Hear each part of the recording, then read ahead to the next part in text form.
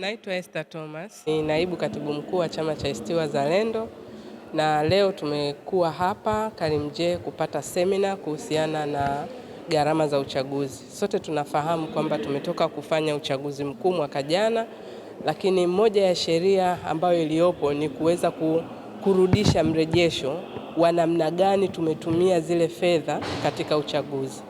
Lakini hili ni jambo kubwa sana, hasa kwa kipindi hiki ambacho sisi wote tunafahamu kumekuwa na ubadhilifu mkubwa sana wa fedha kipindi cha uchaguzi, na ndio maana hii sheria ilikuja na ni mara ya pili inatumika. Mwanzoni ilitumika 2020 na sasa hivi ni 2025.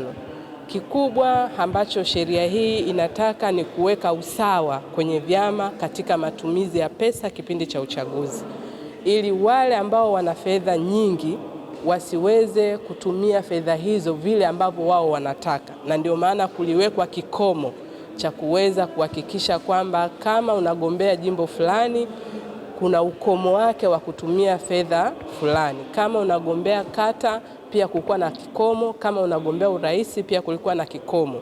Kwa hiyo ilisaidia sana kwa watu ambao walikuwa wakitumia fedha nyingi kipindi cha uchaguzi kuhalaghai hata wananchi au kutoa rushwa, wasiweze kutumia fedha hizo.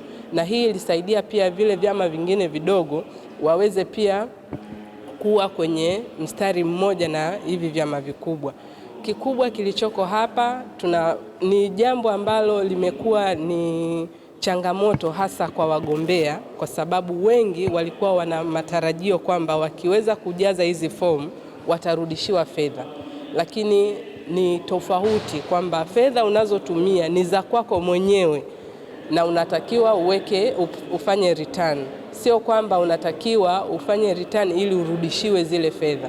Sasa hii warsha pia itatusaidia sisi kwenda kutoa elimu kwa hawa wagombea kwamba gharama za uchaguzi sio kwamba unatakiwa ujaze ile fomu ili urudishiwe fedha. Inatakiwa ujaze ile fomu kuweza kujulisha ofisi ya msajili kwamba ulitumia kiasi gani kwa ajili ya kufanya kampeni na hizo fedha ulizotumia ulizipata wapi.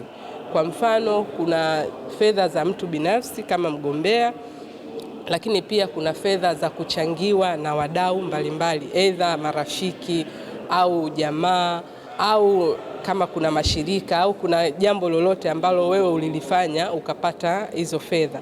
Kwa hiyo kikubwa ni sisi kutoka hapa ni kuwajulisha wagombea wote kwamba hili ni takwa la kisheria, sio ni jukumu la hiari. Inatakiwa ni lazima mtu aweze kujaza fomu ya kujulisha ofisi ya msajili kwamba alitumia kiasi gani, kwa sababu sheria pia imeweka wazi adhabu ambazo atazipata mtu ambaye hatoweza kufanya marejesho ya fedha alizotumia kwenye uchaguzi. Kwa hiyo ni rai yetu sisi kama viongozi wa vyama, tumepata warsha nzuri na pia tutaenda kuwajulisha wananchi wote, wanachama, hasa wale waliogombea kipindi cha uchaguzi, watupe ushirikiano katika kufanya hii return.